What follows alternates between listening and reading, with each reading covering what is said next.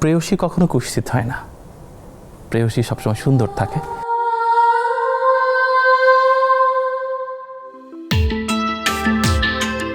তুমি আমার চোখে সবসময় সুন্দর। তোমার সাথে আমার প্রথম যে দেখা হয়েছিল, সোডিয়াম লাইটের নিচে তুমি দাঁড়িয়েছিলে, তো তুমি সেদিন যে চেহারাটা তুমি আমাকে দেখিয়েছিলে, ওটা আমার চোখে আটকে আছে, ওটা কখনো সরবে না। আপনি যেমনই হন না কেন জীবনের সুখের সন্ধানটা পেয়ে গেছেন, যে রাস্তা হয়তো অনেকের জন্যই খুবই কঠিন, কিন্তু আপনার জন্য সেটা কাঙ্ক্ষিত ছিল। আপনি এমন একটা মানুষকে পেয়েছেন, যেই মানুষটাই আপনার জীবনের সবচেয়ে কাঙ্ক্ষিত মানুষ। আমি একদিন ভোর রাতে নিশাকে ফোন করলাম, বললাম নিশা, আমি চাকরিটা ছেড়ে দিতে চাচ্ছি, তুমি একমাত্র পারো যে আমার অনুমতি দিতে। সে বলল কি, দেখো আসলে তোমার হাত ধরেছিলাম কিন্তু এটা ভেবেই যে আমাদের গাছতলায় থাকতে হতে পারে, তুমি তো তখন ব্যাংকের ম্যানেজার ছিলে না, তো দরকার কি? তোমার যদি ভালো না লাগে, তুমি স্বস্তি না পাও, আমার মানে ব্যাপারটা হচ্ছে তুমি শান্তিতে থাকবা, এটা দেখবো। You have a beautiful wife. তো তুমি যখন অশান্তিতে আছো, আমার দরকার নেই ম্যানেজারি, চলে আসো। বিউটিফুল। দেন আমার মনে হলো আমি কোথায় যাব, বাবার বাড়িতে উঠতে পারবো না।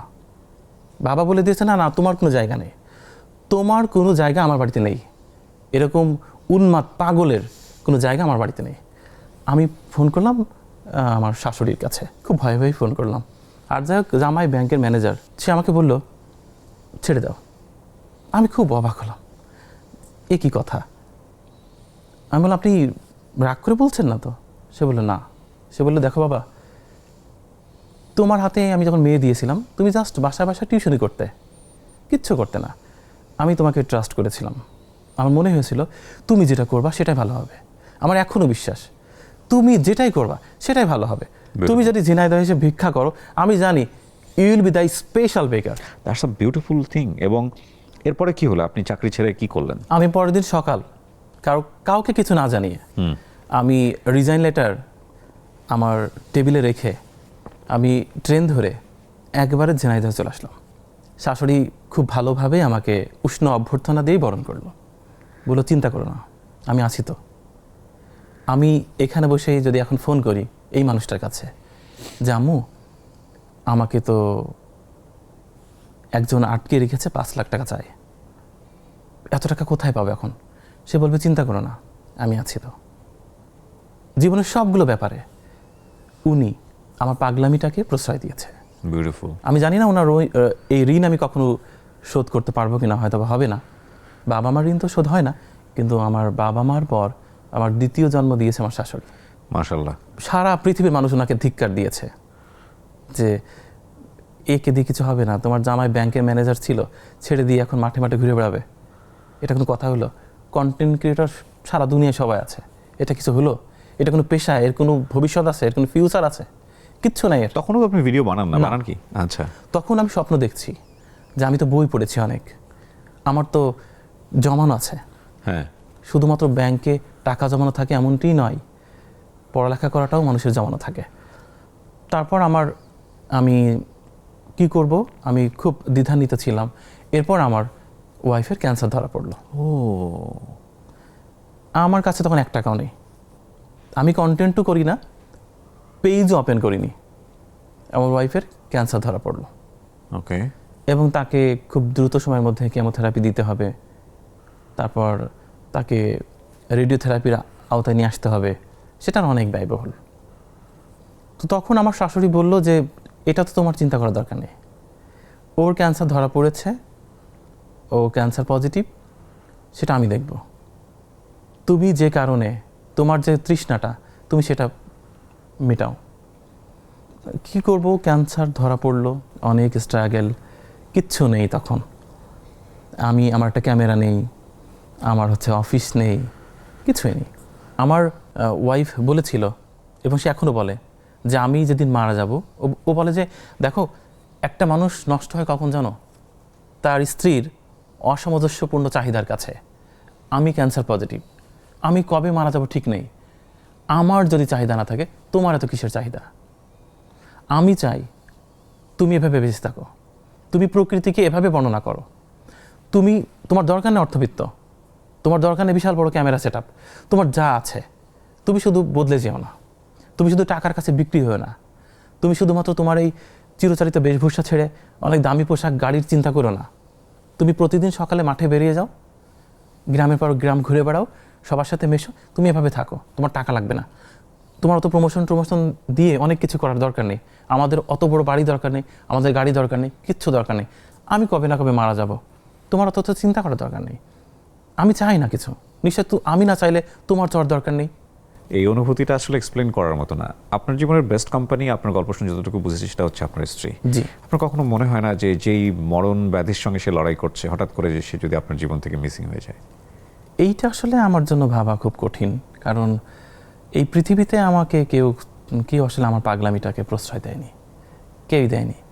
এবং আমার বাবা, মা, আত্মীয়স্বজন, আমার আত্মীয়স্বজন পর্যন্ত আমাকে আসলে কোনো প্রোগ্রামে আমাকে কখনো ইনভাইট করতেও চায়নি, কারণ আমার কাছে কোনো টাকা ছিল না এবং আমি চাকরি বাকরি সব ছেড়ে দিয়েছিলাম।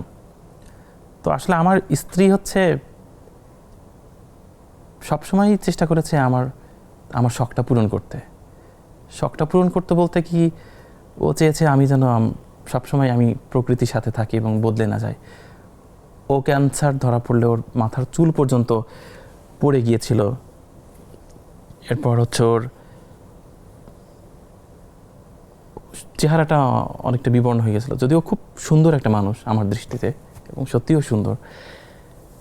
তবু আমি ওর সাথে থেকেছি এবং আমি ওকে বলেছি, দেখো, প্রেয়সী কখনো কুৎসিত হয় না, প্রেয়সী সবসময় সুন্দর থাকে, তুমি আমার চোখে সবসময় সুন্দর।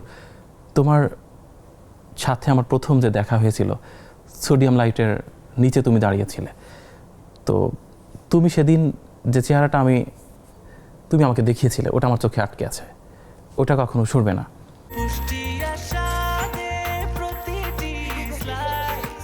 ব্রেকফাস্ট, টিফিন কিংবা স্ন্যাক টাইমে মজাদার আয়োজন মানে অল টাইম ব্রেড।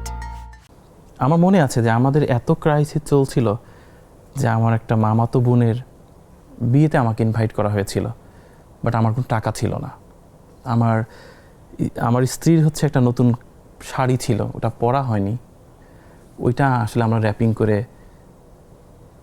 দিয়েছিলাম ওই বিয়ে বাড়িতে, এবং সেটা জানাজানি হয়েছিল, কোনোভাবে জেনেছিল যে জুয়েল তার ওয়াইফের শাড়িটা দিয়ে গেছে এখানে।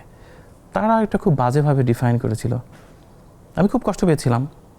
মনে হয়েছিল যে আসলে কারোর মানে পরিহিত কাপড়ও তো একটা মানুষের জন্য দোয়া বা আশীর্বাদ, তো এটা তো ও পরেনি, ও খুব আঘাত পেয়েছিল যে আমাদের কোনো টাকা ছিল না। তারপর আমাদের মনে হলো, থাক, আমরা এভাবেই খুশি এবং আমাদেরকে সবাই ছেড়ে যাক, আমরা আমাদের আর্নিংয়ের 95% আমরা মানুষকে দিয়ে যাব। এবং যেহেতু ওর ভিতরে একেবারেই লোভ নেই, তো আমার মনে হয়েছে ভালোই হয়েছে, একভাবে জীবনটা সংক্ষিপ্ত হয় সেই ভালো। ওর দুরারোগ্য একটা ব্যাধি আছে, ও যদি কখনো মিসিং হয় তাহলেও ও যা করে গেল, আমি ওকে দুহাতে যা করতে দেখলাম, এটা হয়তো বা পৃথিবীর খুব কম নারীর ভাগ্যেই জুটবে। এভরি ডে ও কোনো না কোনো মানুষের পাশে দাঁড়াচ্ছে, আমারটা খুব ভালো লাগে দেখতে। এবং আমরা ইকোনমিক্যালি ভালো আছি, এবং আমরা ভালো থাকার পরও আমরা একটু উপভোগ করি না, ওটা আমি চাই না। আজকের এই অনুষ্ঠানটা পরিপূর্ণ। কেন পরিপূর্ণ জানেন? মানে ইউ আর লাকি এনাফ। কেন বলছি? আপনি যেমনই হন না কেন জীবনের সুখের সন্ধানটা পেয়ে গেছেন, যে রাস্তা হয়তো অনেকের জন্যই খুবই কঠিন, কিন্তু আপনার জন্য সেটা কাঙ্ক্ষিত ছিল। আপনি এমন একটা মানুষকে পেয়েছেন, যেই মানুষটাই আপনার জীবনের সবচেয়ে কাঙ্ক্ষিত মানুষ। So you are living with your dream.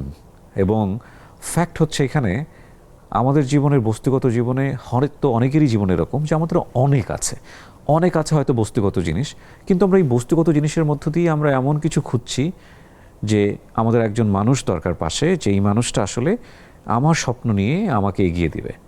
আমরা হয়তো জীবনের শেষ দিন পর্যন্ত বেশিরভাগ মানুষই সেটার খোঁজটা পাই না। আমরা অনেক সম্পদের খোঁজ করি সারা জীবন জুড়েই, এবং সেই সম্পদটা হয়তো সুখের জন্যই আমরা খোঁজ করি, এবং আমরা দেখি যে দিন শেষে সেই সম্পদ আসলে কখনো মানুষকে সুখী করতে পারে না। অ্যান্ড আপনি সেটা অনেক আগেই জীবনে সন্ধান পেয়েছেন। আপনি যে রাস্তায় হাঁটছেন সে রাস্তায় আপনি সুখ খুঁজে পেয়েছেন। ব্রেকফাস্ট টিফিন কিংবা স্ন্যাক টাইমে মজাদার আয়োজন মানে অল টাইম ব্রেড।